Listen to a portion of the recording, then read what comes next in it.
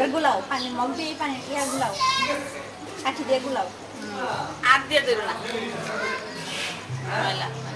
হাসা হাসা গেল কাঠি দিয়ে এমনি লাড়া ছাড়া দাও পানি দাও আবার পানি নাও এই জায়গা থেকে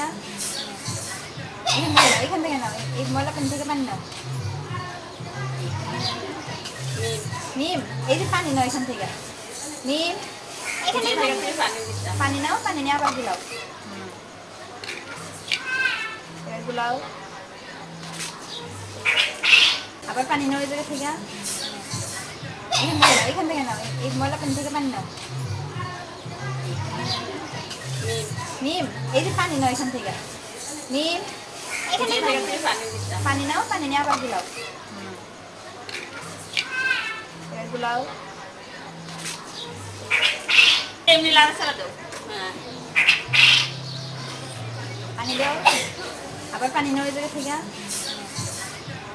এখান থেকে নাও এই ময়লা পানি থেকে পানি নাও নিম এই যে গুলাও এই ময়লা পানি থেকে পানি নাও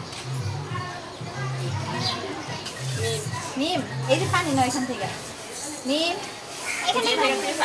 পানি নাও পানি নিয়ে আবার গুলাও গুলাও When we open a new school in a new slum, usually my dad or I will teach for the first several weeks, while the teachers were training, sort of see how things are done there. Naturally, the first several weeks are always the most personally turbulent for our new teachers. So every morning, my dad and I meet up for a cup of coffee, and then he heads off to one school in one slum, and I head off to another. And I can tell you that those first few steps every day, braving the slum labyrinth ahead, never become automatic. They never become unthinking, because my feet are always weighed down by the dread of what I might see in the slum that day.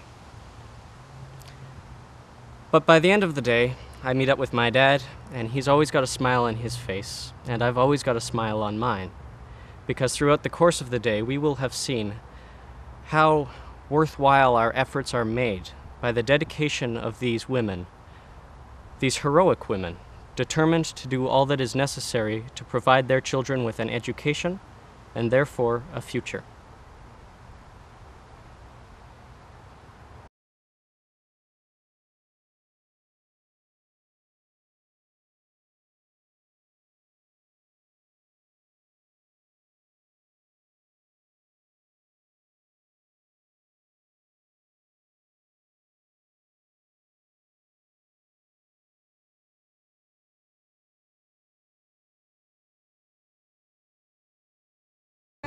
So I'm with Elliot this evening, and Elliot, what made you interested, first of all, in Amarok Society?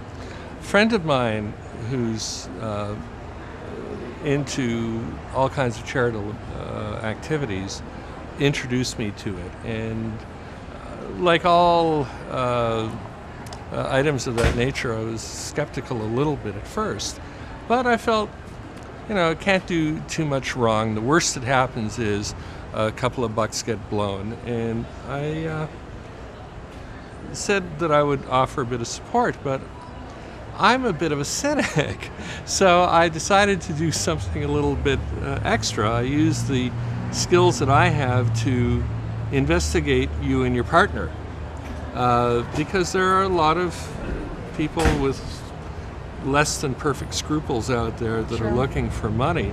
And I had some people who are more cynical than me look you up, and they said that you were clean, and that the work you do really is good, and that it is detailed, and more important, it's grassroots. I didn't have to worry that if I have a choice between putting charity dollar here or charity dollar there, that money that I'm going to spend on the Amarok Society is going to go into the pockets of someone just for coffee over here, or enriching some fat cat over there.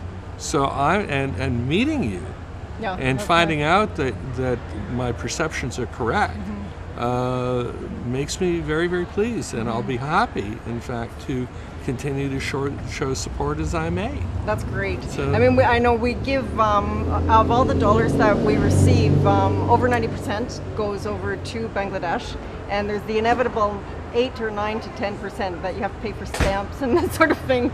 But otherwise, you're right. It's we call it subterranean, and not even grassroots. We're really ground level. So. Well, I like that. It really means that the money isn't going into the pocket of someone that's just engaging in graft. For sure. And stealing it, Yeah. and that's, I think, one of the real curses of charities of our day. Yeah. So congratulations. Well, thank you very much. Thank you. Isn't that amazing that I was investigated and I didn't know it? Thank you. My pleasure. Take care.